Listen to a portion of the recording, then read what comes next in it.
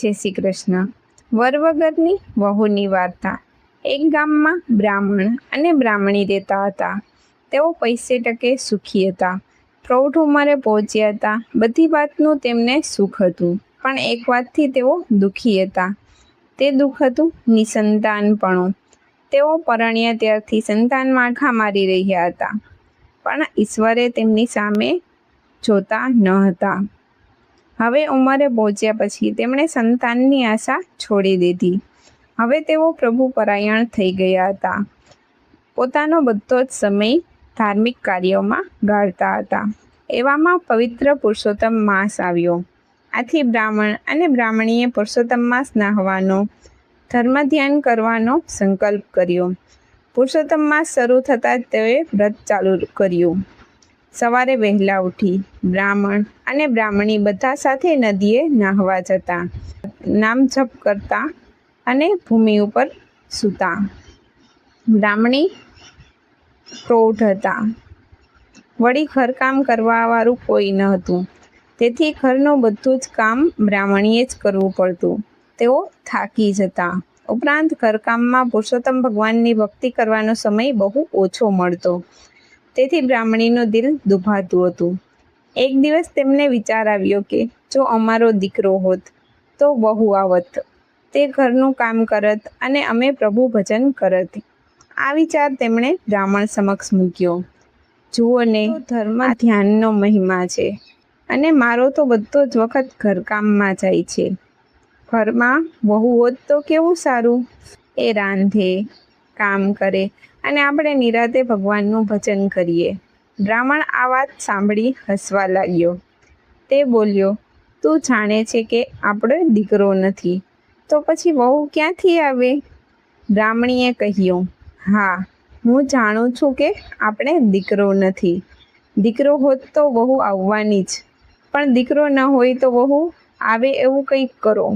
વગર દીકરે વહુ લાવો તો ખરા. બ્રાહ્મણીની વાત સાંભળી બ્રાહ્મણ મૂંઝવણમાં મુકાયો. તેને કંઈ સૂઝતું ન હતું. આથી બ્રાહ્મણી બોલી, હું તમને એક માર્ગ દેખાડું છું. તમે બહારગામ ઉપડો અને કન્યા શોધી કાઢો. કન્યાના મા બાપ પૂછે તો કહી દેજો કે દીકરો કાશીએ ભણવા ગયો છે. સાથે વેદપાઠ લેતા જાઓ.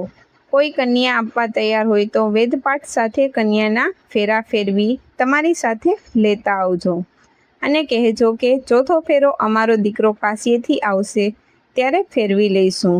બ્રાહ્મણ બ્રાહ્મણીની વાત સાંભળી ડઘાઈ ગયો. તે પણ મનોમન વિચારવા લાગ્યો. બ્રાહ્મણી બોલી, જેવી ભગવાનની ઈચ્છા.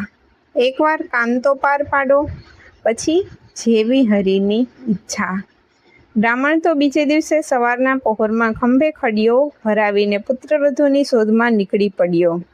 ચાલતા ચાલતા જે ગામ આવે અને ત્યાં બ્રાહ્મણનું ઘર નજરે પડે ત્યાં કન્યાની શોધ કરતો.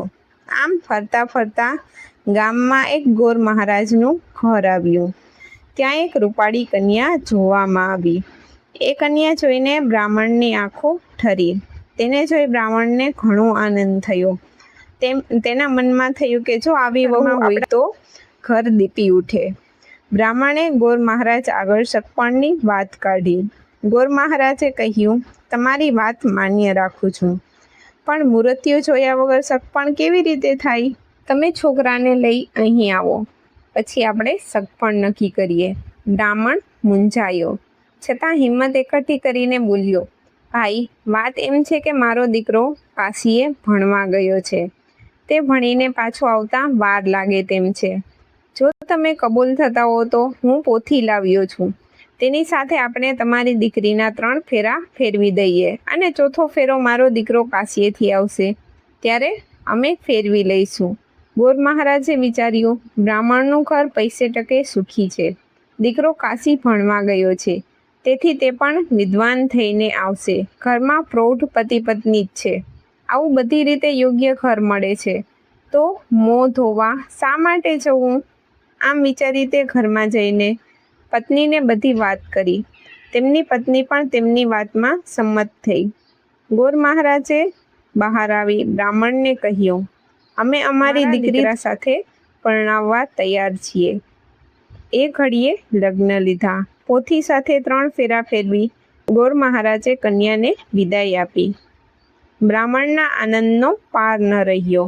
વહુના લક્ષણ બારણામાં. એ કહેવત મુજબ વહુએ ઘરમાં પગ મૂકતા વેત જ બધું કામકાજ ઉપાડી લીધું.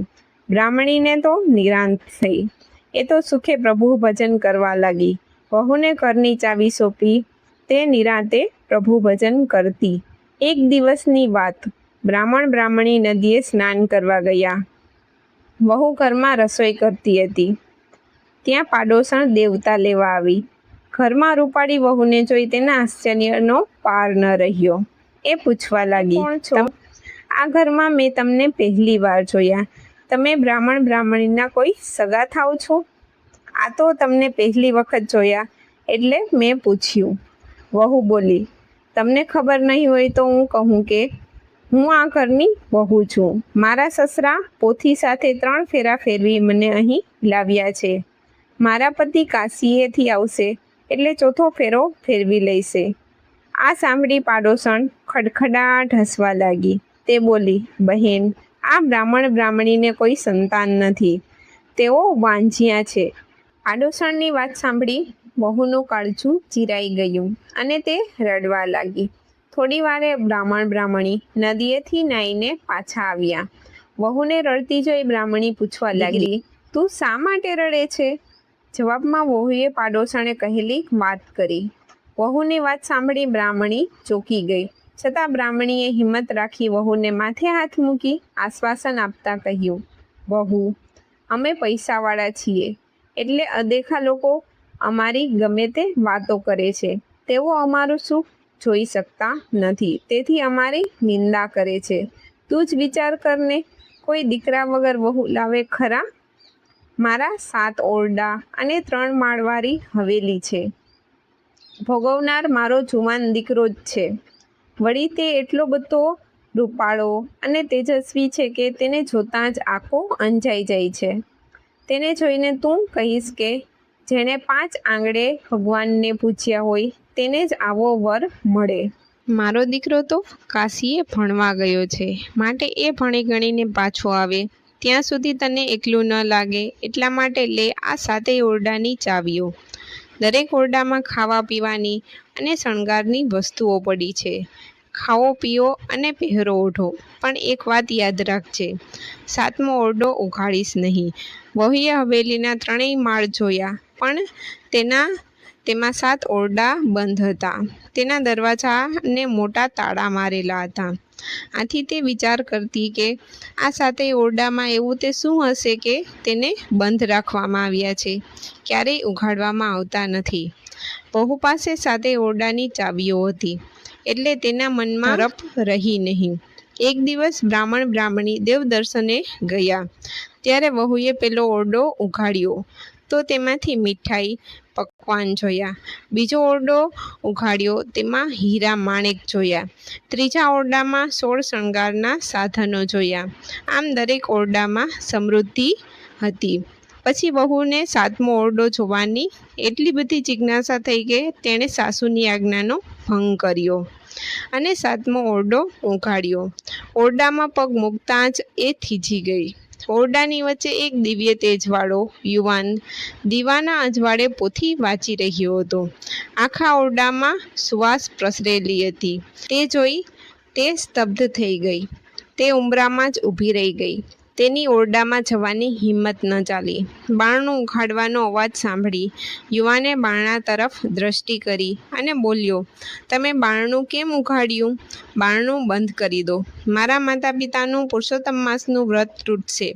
વેદનો પાઠ અધૂરો રહેશે. તમે પોથી સાથે 3 ફેરા ફર્યા છે તે હું જાણું છું. વ્રત પૂર્ણ થયા પછી 4થો ફેરો હું ફરીશ. વહુની આંખમાં હર્ષના આંસુ આવી ગયા. તેણે તરત જ બારણું બંધ કર્યું. જ્યારે તેના સાસુ સસરા મંદિરેથી દર્શન કરી પાછા આવ્યા ત્યારે તે ઠાવકી થઈને અનાજ સાફ કરવા માંડી.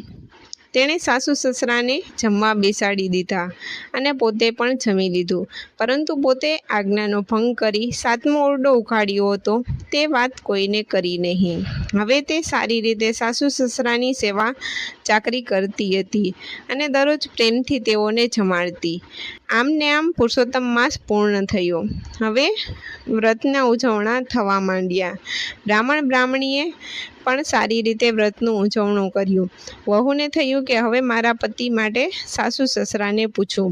તેમણે સાસુ સસરા પાસે જઈને પૂછ્યું, પુરુષોત્તમ માસ પૂરો થયો છે, તેનું ઉજવણું પણ થઈ ગયું છે. તમારા દીકરાને બોલાવો એટલે હું તેમની સાથે ચોથો ફેરો ફરી શકું. વહુની વાત સાંભળી સાસુ સસરા પરસેવે રેબઝેબ થઈ ગયા. દીકરો હોય તો આવે ને, દીકરો ક્યાંથી લાવવો?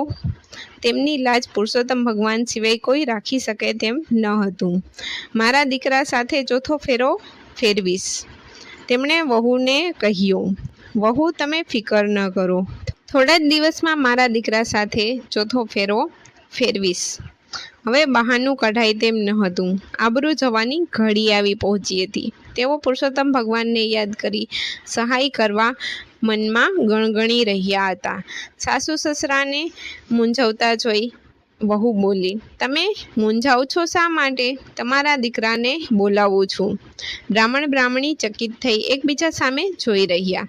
તેમને જોઈને વહુ 7મા ઓરડા આગળ આવી અને બારણું ઉઘાડ્યું તો ઓરડામાંથી તેજસ્વી પુરુષોત્તમ ભગવાન બહાર આવ્યા. યુવાનનું તેજસ્વી રૂપ જોઈને બ્રાહ્મણ બ્રાહ્મણી સમજી ગયા કે આ યુવાન તો પુરુષોત્તમ ભગવાન જ છે. તેમના વ્રતના પ્રભાવોએ પ્રસન્ન થઈ આ લીલા તેઓ સ્વયં પોતાના પુત્ર તરીકે પ્રગટ થયા છે. ભક્તની લાજ રાખવા તેઓ સ્વયં પધાર્યા છે. બ્રાહ્મણ બ્રાહ્મણી તેમના પગમાં પડ્યા અને ગળે લગાવ્યા. વહુ પણ યુવાનને પગે પડી. એ જ દિવસે બ્રાહ્મણના ઘરે ચોરી રચાઈ. ચોરીમાં ગોર મહારાજે હસ્તમેળાપ કરાવી ચોથો ફેરો ફેરવ્યો. આમ લગ્ન વિધિ પૂર્ણ થતાં વહુ હર્ષકેલી બની ગઈ. બ્રાહ્મણ અને બ્રાહ્મણી પણ હર્ષ પામ્યા. તેમને તો પુરુષોત્તમ માસના વ્રતના પ્રતાપે તેમની લાજ રહી અને વગર દીકરે વહુ આવી. હે પુરુષોત્તમ ભગવાન, જેવા તમે બ્રાહ્મણ બ્રાહ્મણીને ફર્યા તેવા તમારું વ્રત કરનાર સૌને ફળજો. જય પુરુષોત્તમ ભગવાન. આવી જ કથાઓ, વાર્તાઓ અને હકારાત્મક વાતો સાંભળવા માટે અમારી સર્વ ગુડ વાઇબ્સ ઓફિશિયલ ચેનલને લાઇક કરો, સબસ્ક્રાઇબ કરો અને શેર કરો.